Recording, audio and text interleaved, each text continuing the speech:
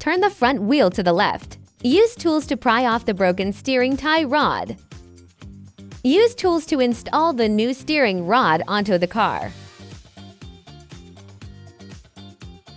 Use a screwdriver to remove the screws on the servo rod. Use tools to remove the broken servo rod. Take out the ball head cover from the broken steering engine rod. Put the removed ball head cover into the new steering engine rod.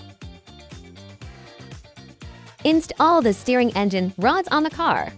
Use tools to install the servo rods.